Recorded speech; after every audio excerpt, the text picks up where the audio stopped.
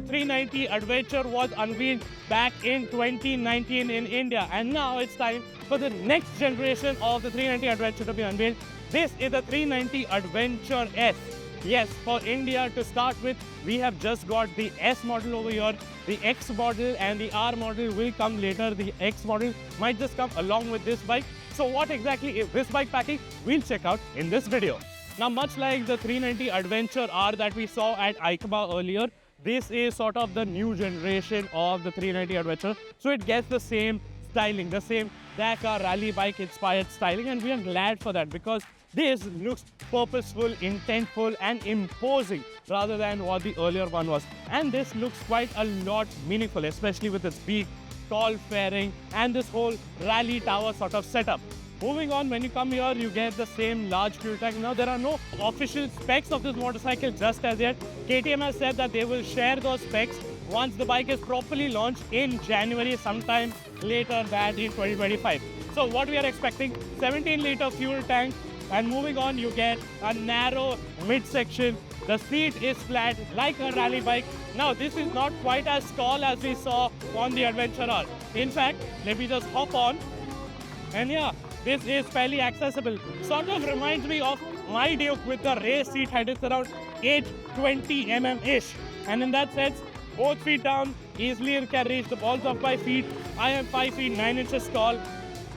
Toothed claws, toothed brake levers, the bars are nice and wide, and this is a nice sort of position for adventure touring. Moving on, you also get quite a spacious rear section, slim but spacious, but there is no split seat, it's just a single piece seat. The tail sort of narrows, tapers towards the end, and India homologation laws means that you need to have two grab handles and a sadi guard. Moving on, what exactly is this bike packing? Well, for starters, this is the same 399cc engine that you find on the Duke, which makes roughly around 45, 46 bhp and 39 Nm. No official specs of the 390 Adventure S or any of the 390 Adventures so far, but we'll get to that, like I said, in January. This bike gets adjustable suspension, compression and rebound damping at the front, preload and rebound damping at the rear. Now, it's covered over here, but the monoshock is sort of similarly positioned over here like it is on the Duke.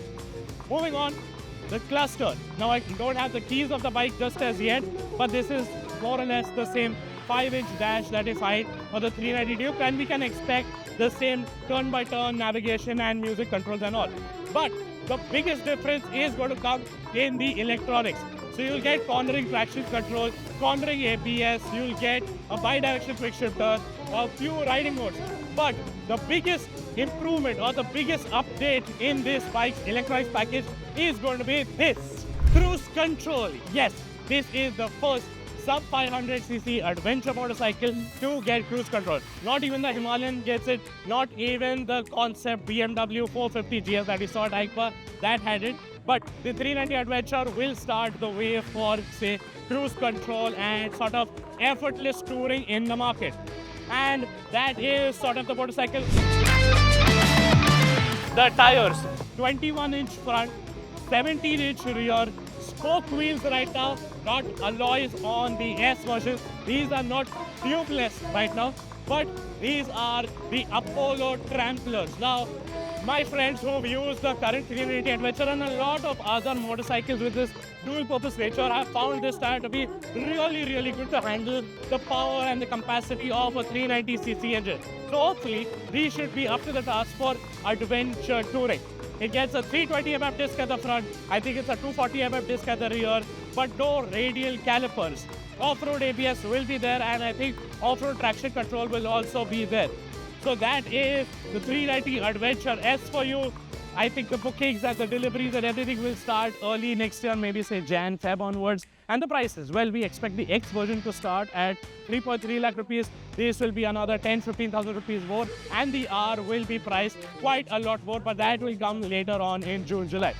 There is also another 390 Adventure offshoot over here, which is the 390 Enduro R. But you know already everything about that from our EICMA video. The only thing I can mention is that bike will still get Mitas tires in India, because Rights Moto, well, they are now the official partners of Mitas Tires. So they are going to be the providers for Mitas for the KTM 390 Enduro and perhaps even for the KTM 390 Adventure R.